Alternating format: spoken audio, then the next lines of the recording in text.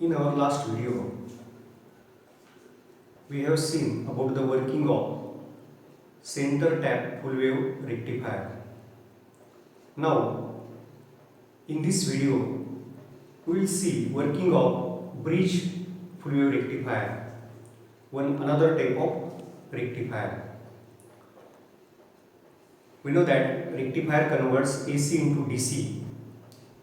Here, we will see how AC is converted into DC with the help of this circuit, bridge full wave rectifier. In case of bridge full wave rectifier, it is not necessary to use center tap type of transformer. But here, we have to use 4 diodes D1, D2, D3 and D4 which are connected in a bridge type of structure. Here is the load resistor RL across which we get the output voltage DC output. Across the secondary winding of the transformer we get AC, but this AC will act as input AC for rectifier. The secondary AC voltage changes polarities for every half cycle. When there is positive half cycle of the input AC and A becomes positive and B becomes negative.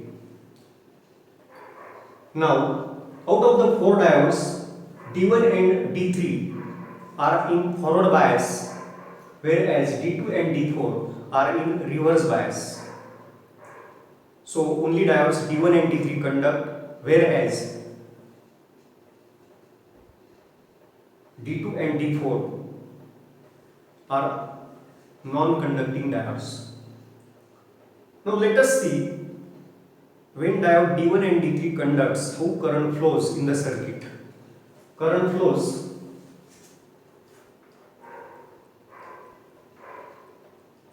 through diode D1, load resistor RL,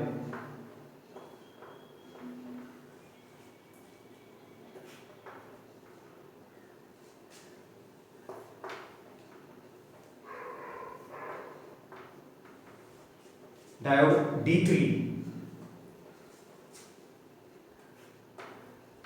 up to end B. In this way, current flows through the circuit. Because of the conduction of diode D1 and D3, we get output voltage, and that's why here it is shown as output voltage due to the D1 and D3. During the negative half cycle of the input AC,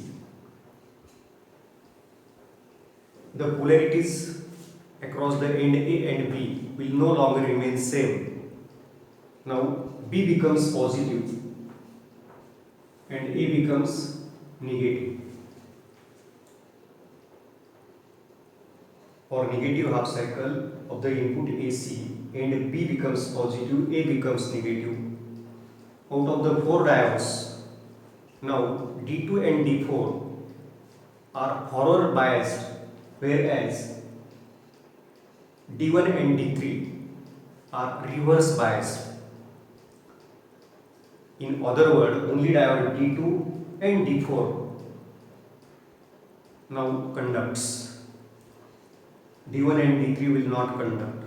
Now let us see how current conduction takes place. If we start from this point B, current flows through diode D2,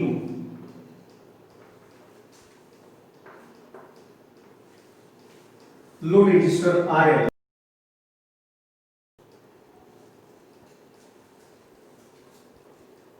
then diode D4. So in this way, current current flows from positive potential to negative potential through diode D2 and D4, and that's why across the load resistor RL we get output voltage. It is due to the conduction of diode D2 and D4. But here, if we observe the direction of current carefully, in both the cases, the current which is flowing through RL, the direction of current is same, and that's why the output voltage which develops across the load resistor RL is of course of DC type, or we can say that we get DC output across the load resistor RL, or this circuit converts AC into DC.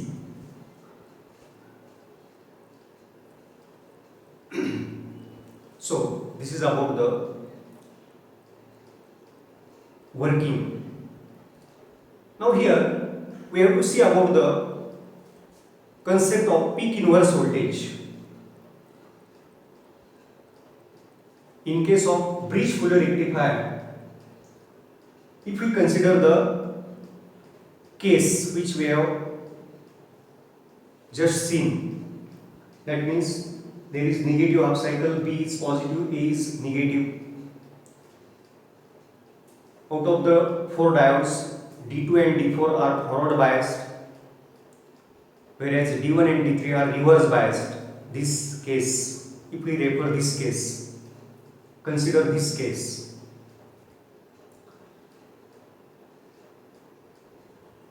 When diode D1 is not conducting, how much voltage will appear across the non-conducting diode?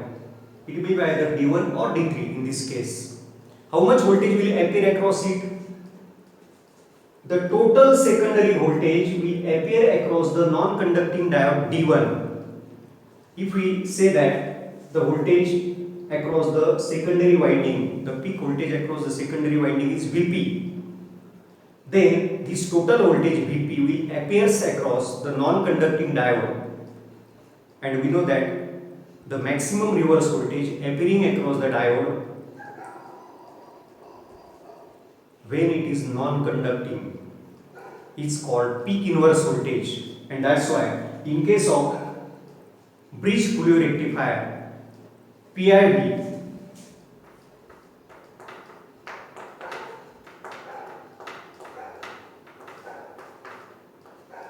is equal to Vp.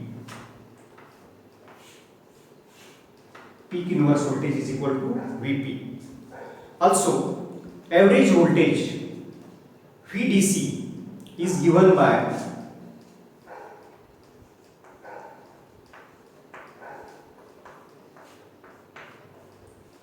average voltage VDC is equal to 2 times Vp upon pi, or if we substitute the value of this pi, we get 0.636 times Vp will be our average voltage or VDC in case of bridge Fourier rectifier. Also, in case of bridge Fourier rectifier, the maximum efficiency is same as that of the center tap rectifier, and it is 81.2%.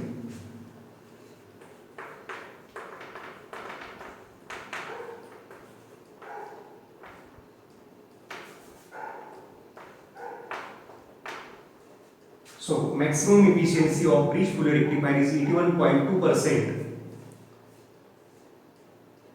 And now we have to see about the advantages and disadvantages of this rectifier. Now we will see about the advantages of bridge rectifier. The first advantage of bridge rectifier is that in this rectifier there is no necessity of using center tap type of transformer. So the need of center tap transformer is eliminated, is the first advantage. The second advantage of this rectifier is the output is twice that of the center tap. The output is twice than that of the center tap circuit for the same secondary voltage. The next is the peak inverse voltage across each diode is 1/2 of the center tap circuit. In case of center tap circuit, PIV is equal to 2 times Vp. Here PIV, that means peak inverse voltage, is equal to only Vp. So the peak inverse voltage across each diode is 1/2 of the center tap circuit is the another advantage. And one more, transformer utilization factor is higher. Transformer utilization factor is higher is the another advantage of this bridge rectifier. So in this way, this rectifier is having advantages over the previous rectifiers. Now we have to see the disadvantages.